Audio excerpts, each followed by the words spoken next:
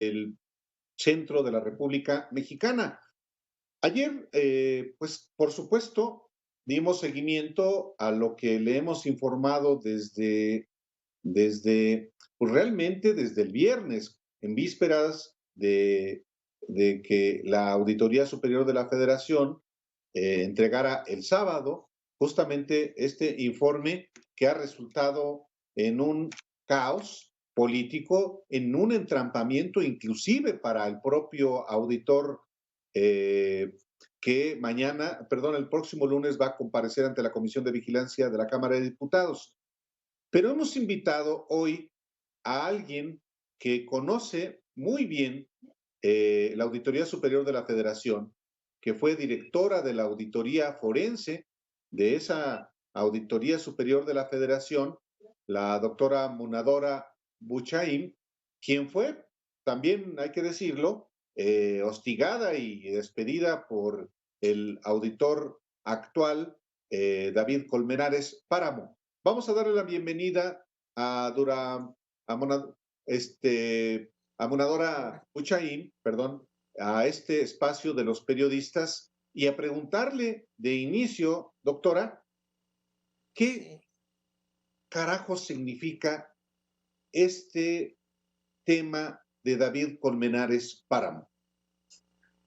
Pues buenas tardes primero, Álvaro, público que nos escucha. Pues fíjate que yo lo estoy equiparando a una investigación en la que tú vas viendo desde un inicio cómo vienen las cosas y entonces sí tendríamos que remontarnos y no ver el momento actual como una foto únicamente, sino el escenario que nos trajo hasta esto y la responsabilidad de todos los involucrados, porque no es una sola persona la que está en este contexto, ¿no? Entonces, pensar que alguien que venía de un área que no es técnica, que ha sido de los viejos políticos, que no tenían ningún mérito en comparación con muchos de los que concursamos en esa época, o sea, muchos muy talentosos, técnicos, rigurosos, y pues, que fue nombrado y que reiniciando sus días de trabajo, bueno, nombrándolo, fíjate, el primer indicio, el nombramiento que fue, no me acuerdo si fue jueves, creo que se presentó en la auditoría hasta el martes. Ya de ahí te dabas cuenta desde ese momento el interés que tenía la institución, ¿no? Entonces, pensar que alguien de esa categoría, de esa mediocridad, iba a sacar adelante un proyecto institucional o una institución como estaba la auditoría, un sueño imposible. Entonces, yo sí creo que toda esta historia que nos ha traído al día de hoy es el desplome ético que hoy vemos devastador, ético y profesional, del personal que llegó a aterrizar, ¿no? Esa pandilla que llegó a la auditoría y que acabaron con la estructura, la dejaron en ruinas, está casi en ruinas. Eso es lo que se está viendo como un iceberg cuando hay un fraude, es lo que alcanza a verse. Atrás no nos ni digo, adelante no sabemos ni cómo está. Entonces, yo creo que todo esto ha sido una estructura política, ha sido complicidades y ha sido lo que nos debería poner a reflexionar cómo evitarlo en un futuro. Dora, hoy el presidente Andrés Manuel López Obrador plantea una tesis. Él dice, no hubo un error en este último informe. En realidad se trató de un acto deliberado para manchar a este gobierno y lo que me parece todavía más preocupante, que responde a otros intereses. Usted tuvo la oportunidad de tener una relación con ese personaje, una relación desafortunada. ¿Qué personajes? ¿A quién se refiere el presidente Munadora? Bueno, él en la historia de su vida, en donde a mí me tocó tratar con él, ¿no? Es desde que él buscó siempre cargos en finanzas, en Hacienda del Federal, y estaba vinculado siempre a los gobiernos, pidiendo, dando favores, ofreciendo consultorías, que así les iba a conseguir, de esas cuestiones tan repulsivas, la verdad, que dan. Y bueno, cuando llega a la auditoría, sí recuerdo muy bien que yo creo que él se quedó en esa vida pasada. ¿Por qué? Porque no llegaba, de repente preguntábamos por él por alguna cuestión que teníamos que ver, sobre todo una auditoría en Tabasco, que a mí me tocó hacer muy importante, de la administración de Granier, donde hubo también un gran desfalco. Ujú. y nunca estaba. Entonces, lo que luego nos decían es que pidió comer con no sé quién, o sea, se quedó en una vida que no era. Auditoría no conocía. ¿Por qué llega? Pues porque está en ese estilo de protección, en una cultura de protección, de dar favores, de gozar del poder, de eso que tanto hemos repudiado ya en México, que estamos hasta el gorro de ese abuso. Es un abuso pensar que tienen merecimientos o prebendas a cambio de algo, ¿no? Y hoy mismo muchos están tratando de levantar la voz, aunque sea bajito, porque finalmente la auditoría es un poder en el sentido de que acota a los estados y los puede poner en un brete. Digo, si a uno lo pone en un brete fabricando denuncias con todo lo que hizo, imagínate a los estados, a los que sin duda hoy me pongo a pensar cuántos estados no tienen con esta cuestión fabricados, no fabricados, pero a partir de auditorías mal realizadas, están en procedimientos y tratando de solventar y no los pelan. Y entonces se vuelve un episodio de que mandan y mandan oficios y a ver si no les contestan ni el teléfono. Te lo digo porque los he acompañado en reuniones y oigo eso. Y entonces cuando acabo de dar la plática o la clase que me tocó dar, digo, ¿por qué no se quejan? ¿Son quejas? No, pues ¿para qué quiere? Olvídese, nos iría peor. Ese miedo paralizante también es significativo cuando ves que no tienes un recurso en donde quejarte. Porque si te quejas en la UEC, que es el área que hoy le han pedido y que es constitucionalmente y legalmente la facultada para auditarlo, pues no le hacen caso porque eran parte de lo mismo, eran nombrados de común acuerdo y esa cultura de protección pues hacía que ese cinismo vibrante de tantos años, más la serie de factores que vivimos, los hacían y los hacen intocables. Bueno, hasta el día de hoy son intocables, ¿no? Yo quiero ver qué va a pasar. ¿Por qué? Porque si hoy bien la tarde que mandaron un oficio de la Comisión de Vigilancia, que qué bueno que sí le hicieron caso al presidente, caray, porque los humanos, los cotidianos, que llevamos años pidiendo que inicien un procedimiento, cuando su única chamba es la auditoría, ¿eh? No lo han hecho. Entonces, ¿cómo puedes esperar, o yo soy escéptica, que hagan un trabajo objetivo e independiente en esto que les acaban de pedir? Y yo estoy lista para estarlo cuidando desde esta distancia ciudadana y que espero que los resultados sean públicos para conocer. Pero eso es lo que nos ha pasado en este país, que hemos perdido la confianza por las personas que integran algunas instituciones. En el caso de la Auditoría Superior de la Federación, la actual, la que encabeza David Colmenares Páramo, tú dices, Munadora, que adviertes un desplome ético, una falta de no solamente de aptitud, sino de maniobras. Lo pregunto de una manera directa. ¿Hay corrupción hasta para cuadrar las cuentas, ya no digamos del gobierno federal, sino de gobiernos estatales y municipales? Claro, la corrupción, esas son de las más fáciles. Hay métodos, nada más que todavía no lo he podido, ojalá los que te escuchen y tengan ese valor ciudadano, que en corto nos manden la información, o sea, somos muy cuidadosos de la fuente. ¿Qué hay? Te pueden asegurar, primero, no auditarte. Simple y sencillamente, fíjate, el no hacer, ¿no? Ya es corrupción. Y alguien, o sea, yo lo he hecho, pero no tengo más elementos y no debo presentarlo ahora. ¿Qué estados han sido los más auditados y cuáles no? ¿Y cuáles son los resultados de cada uno? Y Claro, entonces vas viendo la conformación, quién está cerca, quién está en la comisión de vigilancia, qué hacen, cómo operan, qué salió. Entonces, por supuesto que hay todo ese método sin que sea visible. O sea, es terrible el nivel de corrupción. O decirte, oye, pues por aquí puedes depositar tanto acá y este municipio no lo vamos a auditar. Sí, nada más no entra en el programa, ni siquiera tienes que hacer algo. Otros, auditarte de una manera que han hecho muchas auditoras que yo he revisado, que realmente no son por daño patrimonial y las impactan como si fuera un daño sustentado en nada y ahí los traen arrastrando. Es un modo de sometimiento. O sea, mucho tipo de corrupción. Otros que no hemos visto y que ojalá en un futuro podamos verlo, de aquello que quedó nuestro, por ejemplo, todo lo que tiene que ver con a partir de 2017 para atrás, lo que le llamamos resarcimiento y procedimientos en el modelo anterior a la ley nueva, pues tiene que ser con procedimientos. También ahí mismo puedes determinar que no hubo responsabilidad. Se le han prescrito varios, de estos tengo documentos, prescrito de millones porque no notificaron en el plazo, que tuvieron 5 años, ¿no? Ahorita ya pasaron 3 de ellos. ¿Qué pasó con las denuncias que dejamos, con las auditorías, por ejemplo, las que yo dejé que se negaron a hacer?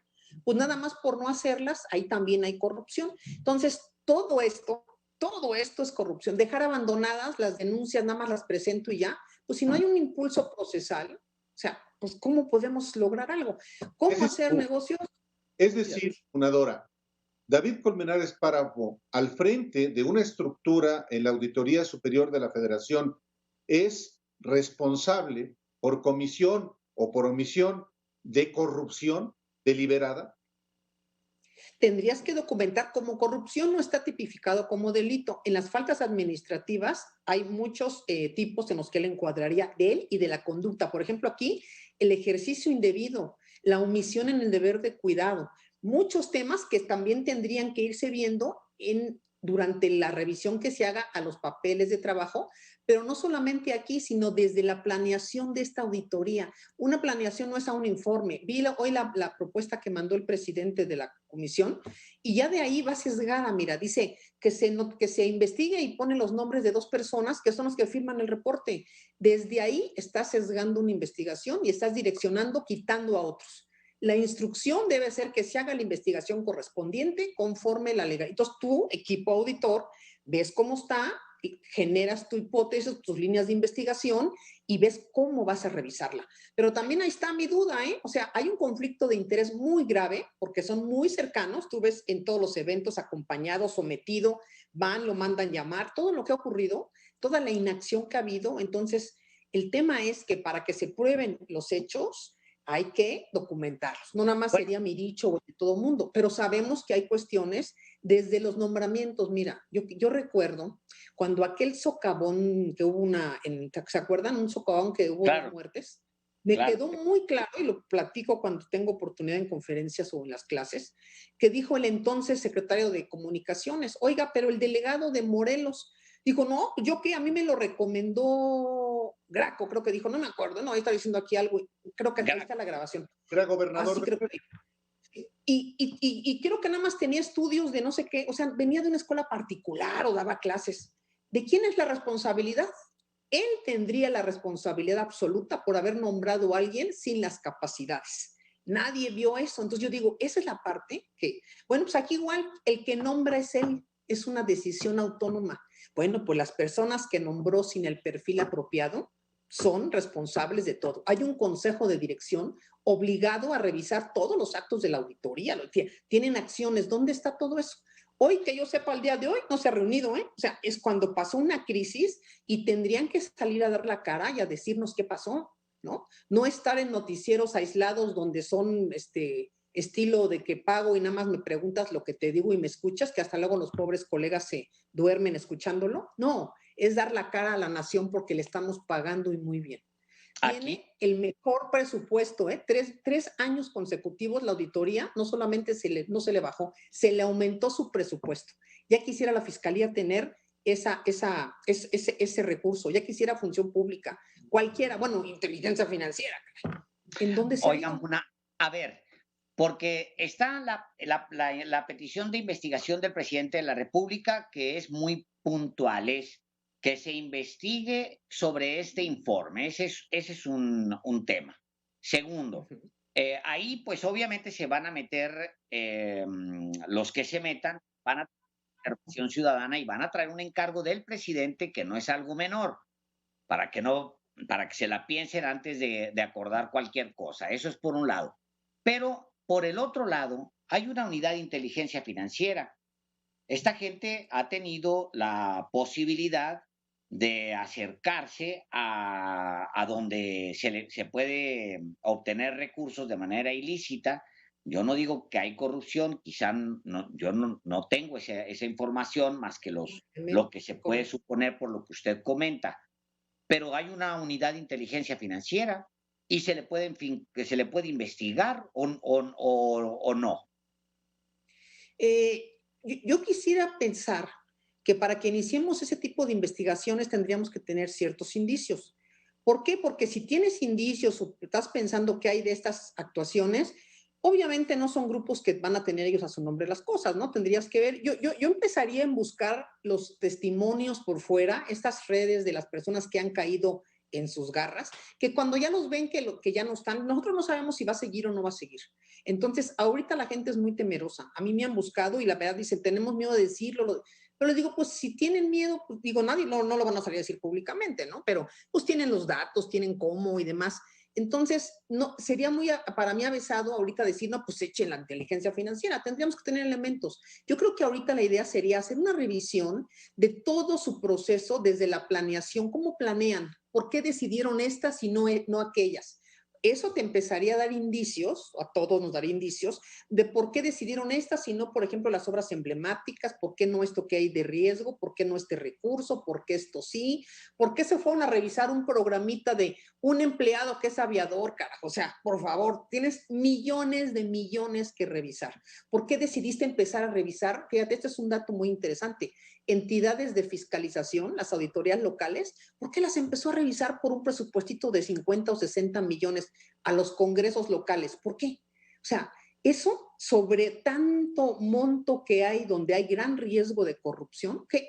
¿Llevas a un equipo a eso? O sea, ¿qué está sucediendo? Entonces, esos son modos, son sometimientos y tendría que decir las razones, justificarlas, ¿no? O sea, ¿por qué sobre este? ¿Qué denuncias atendiste? ¿En qué acabó esa denuncia? Esto que fue público. ¿Por qué no hiciste auditoría forense en esto? Y ves las auditorías forenses si quieres desmayarte de la tristeza. ¿Por qué ya no volvieron a generar mapas, por ejemplo, a partir de los resultados? No hay un solo mapa de auditoría forense como los que generábamos. Entonces, esa serie de indicios te va dando la calidad, tienes que entrevistarlos, sentarlos, ver, y más que nada es una auditoría a todo lo que se ha hecho, digo, genéricamente, para que vayas tú acotando y viendo, y seguramente en el camino habrá gente ética que te va a decir, mire, no vaya a decirlo, pero aquí entre nos sí me pidieron hacer esto. Pero si los que llegan a revisar son de los que les pidieron ahorita, casualmente ya nada más sacaron y dejaron a los pobres auditores, que son los de la tropa, no, entonces ya no hay confianza, porque no hay confianza. ¿Cómo haces una investigación objetiva, independiente, certera? Entonces, si de esos indicios alguien o resulta que alguien te dice, no, pues sí, nos pidieron, pues, hoy recibí dos llamadas, yo, oiga, sí, nos dijeron, personas que no me habían hablado en 2 años, ¿eh? Claro. Pues sabes qué despacho, sabes qué cuenta, sabes, empiezas a buscarla y ahí sí entraría inteligencia financiera. Pero así nada más yo lo veo realmente como muy aventurado, ¿no? Hay que ir, una investigación tiene que ir por etapas. Doctora, David Colmenares Páramo debe renunciar. Pues yo pienso que alguien con esa, por lo menos decir que me voy a separar del cargo y voy a pedir permiso un mes sin goce de sueldo o lo que tú quieras para que averigüen, sería una. La otra, que hubiera sido la mejor, pero pues yo pienso que es imposible, es decir, oiga, no, o sea, es como lo que me pasó, ¿no? A mí no me vas a decir que soy corrupta, desgracia, o sea, y me pongo y no lo has oído. Entonces, esa actitud, ese lenguaje corporal y verbal, te habla de que sabe que hay algo atrás, entonces sí tendría que renunciar. No mandar decir, anoche decía, anoche lo oí y hoy dijo en un comunicado, ya separamos a los auditores con una displicencia y un cinismo que los caracterizan. Oye, ¿y quién los separó? El Comité de Integridad. Yo me quedé pensando que el Comité de Integridad, que creo ahí, que está, por supuesto, conformado por los mismos cuates de él, no tiene facultades de andar separando auditores. Y si están separados ahorita, ¿cómo es que los va a investigar la web, no? Entonces, esas cuestiones de hacer lo que se les da la gana con la ley, estamos hasta ¿qué te podría decir? Aquí no podemos decir, pero me entendió el público, hasta el copete, ¿no? O sea, ¿cómo hay el comité y hoy algo que lo investigue la web? No, no es así. La historia es respeto, pero no podemos esperar que alguien que no ha respetado la ley, pues en este caso lo haga, ¿no? Ni siquiera sabe cómo está. Eso es. Propongo esto, señor Delgado. Vamos rápido a un corte y regresamos con Munadora. ¿Les parece? Correctísimo. Volando y volvemos. Gracias.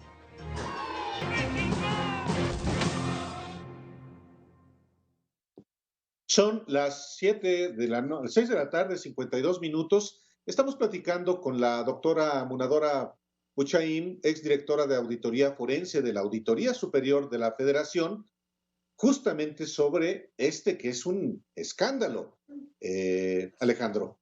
Sí, me voy a regresar a la pregunta. La respuesta que me dio en la ocasión anterior que le pregunté es muy útil, pero quiero insistir porque quiero, porque sé que usted conoce bien esas oficinas. El presidente dice que este hombre quiso agradar, o esta auditoría intentó agradar, la gente de este señor intentaron agradar a sus opositores. Y aquí hay dos opositores claros, que son el equipo o el PAN, todo ese gobierno, o el PRI, los que acaban de salir, Enrique Peña Nieto, Luis Videgaray, todos esos que manejaron dineros. Antonio Meade. José Antonio Meade, por supuesto. Entonces, mi planteamiento es, el presidente está apuntando hacia este personaje porque cree que le hizo una mañosada. ¿Usted qué cree? ¿Hacia dónde tendrían que investigar? ¿A quién querían agradar, para ser más claro? Yo creo que debe tener algo de razón, porque finalmente es la historia de su vida, nos lo revela de cuerpo completo. Pues querían agradar, yo creo que a los dos de alguna manera, yo no sé a cuál de uno que de otro, pero ahí habrá que investigar, no puedo decirlo tampoco aquí porque no debo. Ahí tiene un asesor estrella que es de uno, que ha dado cursos y está muy cercano, pero no aparece porque luego lo buscamos y no hay nada publicado de sus pagos, no hay nada publicado de qué están y qué hacen. Entonces, yo sí creo en esa un asesor de Colmenares. Pero sí, ajá, como no externo, sino como un consultor, ¿no? Entonces, claro que sí, entonces de repente el dinero que debía ser para otra cosa lo gasta en estas cosas. Yo lo he visto en algunos cursos que me comentaron que van recibiendo, pero lo hacen a escondidas para cierto grupo y demás. Entonces yo sí creo que hay algo de eso, porque digo, si no hubiera salido a dar la cara técnicamente a explicar con un rigor absoluto, nada más que no le midió y ahorita debe estar aterrado en dos fuegos, ¿no? Porque ya no se sintió tan fuerte. Y entonces, ¿sabes qué es lo que yo lamento? Que sea el presidente el que tenga que hacer esto, porque un presidente no debe meter mano en una institución con autonomía de gestión. Quiere decir que abajo nadie hizo caso. Si alguien hubiera hecho caso abajo de todo lo que han dicho y nos hemos quejado, no hubiera llegado más allá del nivel de que la UEC revisara con un programa publicado que se revisa cada año, que han hecho revisión. Nadie lo ha hecho. Llegó como cuando estás tú en alguna oficina, que a mí es mi medición. Si alguien llega a quejarse a tu nivel, es que abajo algo hicieron mal, ¿no? Entonces, para que esto hubiera sucedido, pues estamos hablando de algo terrible, ¿no? Dentro de todo esto, de una falta absoluta de probidad, de una falta absoluta de carácter, de dignidad en una institución. Pero no nada más está involucrado él, ¿no? Sino los que lo hicieron. Yo quisiera saber y que nos explique, por ejemplo, yo creo que sí tendría por qué explicarnos, es una de las obligaciones de los públicos, por qué nombró, por ejemplo, a Caso ahí, de dónde lo conoce, cuál es su relación con él, ¿no? A mí me gustaría conocer. ¿Acaso el que firmó? A mí me gustaría también saber por qué también nombró a otro, el que hizo la de la función pública, ese auditor también, que es un director general, que nos platique por qué se ligó con ellos, de dónde los conoce. Eso nos va a dar mucha luz, ¿eh? O sea, ojalá nos lo haga saber. Yo quisiera saber que nos diga por qué nombró a este otro, el que quedó de mi jefe, o sea, que viene de ser el que haga contrataciones y negocios y él mismo ahorita revisa. ¿Por qué nombró a Barriga, que venía de ser el de financiero del DF, a que él mismo revisara los estados? Yo quisiera que nos diera una explicación, que nos explicara por qué llegando cambió la ley. A eso se han dedicado, a cambiar la ley y reglamento para crear estructuras y poner personas de distintos partidos, ¿no? Que no tienen nada que ver con la fiscalización, pero cobran como si trabajaran. Cobran, creo que un peso menos que el presidente, aparte de otros gastos y demás. Entonces, yo sí creo que merecemos una explicación. Entonces, cuando ves esa intención, quiere decir que quiere quedar bien. A eso me lleva a una inferencia lógica, ¿no? Digo que es como una investigación. Quiere quedar bien y bueno, nada más que uno no puede quedar bien con Dios y con el diablo. Ese es un problema, ¿no? Y en eso ocurre. Necesitas ser inteligente. Doctora, muchísimas gracias por esta conversación hoy. Vamos a seguir en comunicación porque esto no para. La próxima semana comparece ante la Comisión de Vigilancia de la Cámara de Diputados y pues sigamos entonces en comunicación con usted. Oye, y deben hacerlo público. Esas presentaciones deben ser públicas porque Claro. es un informe público que nos tiene que explicar vía Zoom, vía virtual, en YouTube, y conocer, queremos escuchar todos, qué hacen, qué dicen, y escuchar Claro. de cada uno de ellos, explicar de todos, ¿no? ¿Verdad? Claro. Doctora, Muchas gracias a todos. muchísimas Buenas noches. Gracias. Que estén muy bien. Gracias. gracias. Bueno, vamos de nuestra